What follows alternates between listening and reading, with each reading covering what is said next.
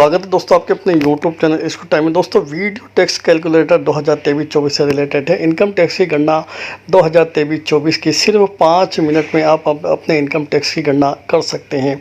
दोनों स्लैब से कर सकते हैं, ओल्ड स्लैब से भी और न्यू स्लैब से भी। दोनों का रिजल्ट आपको यहाँ पर उपलब्ध होगा। चैनल पे नए हैं तो चैनल को सब्सक्राइब करें, बेल आइकन को प्रेस करें ताकि नोटिफिकेशन आपको समय पर तुरंत उपलब्ध हो सके।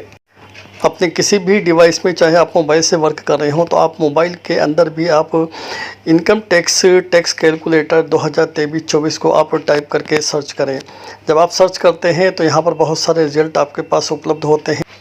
यहाँ पे सबसे पहला रिजल्ट आपको मिलेगा क्लियर टैक्स से रिलेटेड। अगर ये पहला आपके पास उपलब्ध ना हो तो हो सकता है नीचे की तरफ आपका ये क्लियर टैक्स का रिजल्ट आए, लेकिन ये मैं आपको रिकमेंड करता हूँ क्लियर टैक्स के रिजल्ट को ही। इनकम टैक्स कैलकुलेटर ये मेरे हिसाब से सबसे अच्छा और आसान है।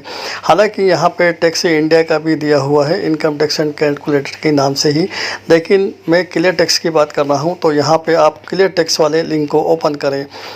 फाइनेंशियल ईयर 2023-24 की टैक्स कैलकुलेटर के यहाँ पे 3 ऑप्शन में हमें काम करना है, 3 स्टेप में। यहाँ पे सबसे पहले जो है फाइनेंशियल ईयर्स है और असेसमेंट ईयर्स दिया हुआ है 2024 और 25। उसके बाद में यहाँ पर एज ग्रुप अपना सारा करें 0 से 60 और 60 से अबो 80 अबो। यहाँ पे गो टू नेक्स्ट पे आप क्लिक करें। उसके बाद में सेकंड स्टेप आपकी यहाँ पर आती है। यहाँ पे सबसे महत्वपूर्ण स्टेप है, इसके लिए आपको GA 55 की आवश्यकता होगी। GA 55 में जो टोटल अलाउंस है आपका, इस टोटल अलाउंस को आपको उपयोग करना है। यहाँ पर आपकी जो सैलरी है, सबसे फर्स्ट ऑप्शन, इसमें आपको अपनी वही सैलरी लिखनी है जो टोटल अलाउंस में आपकी दी हुई है। उसके बाद में आपका अगला ऑप्शन है एग्जेम्प्ट अलाउंस। यहाँ पे अगर आप HRA की छूट लेना चाहते हैं तो फिर आप यहाँ पर HRA की राशि लिखें, अन्यथा आप इसको यहाँ पर आप 0 लिख सकते हैं। तो इसके लिए आपको GA 55 को में देखना होगा। GA 55 के अनुसार आप यहाँ पर HRA की राशि लिखें। जितनी HRA GA 55 में दिया हुआ है उस राशि को आप यहाँ पर फिलअप करें। उसके बाद में इनकम फ्रॉम इंटरेस्ट, ये इंटरेस्ट से, चूँकि ये इंटरेस्ट आपका जब आप ITR फिलअप करते हैं तभी आपका ऑटो कैलकुलेट होकर के आता है, इसलिए आपको इसको ज़रूर भरना है। अभी आप अनुमानित राशि भर दें। उसके बाद में interest on home loan self occupied, यदि आपका होम लोन चल रहा है तो होम लोन के इंटरेस्ट की राशि आप यहाँ पर लिखें। जो फाइनेंशियल के अंदर जो इंटरेस्ट सर्टिफिकेट आपको बैंक से मिलता है उसकी राशि आप यहाँ पर लिखिए, अन्यथा आप यहाँ अनुमानित लिख दें, या फिर अगर होम लोन नहीं है तो आप यहाँ पर 0 लिख दें। आगे की तीनों स्टेप्स में भी आप देख सकते हैं जो आपसे रिलेटेड है वहाँ पर पूर्ति करें, अन्यथा आप 0 लिख करके अगले ऑप्शन पे आप पहुँच सकते हैं। तो आप इनकी पूर्ति ज़रूर करें। अगर कोई आवश्यकता नहीं है तो आप यहाँ पर 0 लिखें। उसके बाद में आप गो टू नेक्स्ट स्टेप पर क्लिक करें। तीसरी स्टेप में सबसे पहले बेसिक डिडक्शन आपको लिखना है 80C से रिलेटेड। आप GA 55 में जाएं और 80C की जितनी भी कटौतियां हैं आपका उसका टोटल करके यहाँ पर आप दर्शा सकते हैं। 80C के अंदर आप GISS को ले सकते हैं, SIP को ले सकते हैं, GPF को ले सकते हैं। इसके बाद अगर आपके LIC है तो LIC को आप ले सकते हैं। अपने बच्चों की स्टूडेंट फीस को आप ले सकते हैं।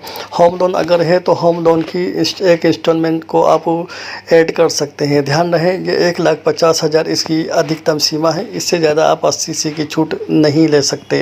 और एक बात और याद रखें, 80C की छूट आपको सिर्फ ओल्ड स्लैब के अंदर ही मिल पाएगी, नई स्लैब में कोई छूट आपको नहीं मिलेगी।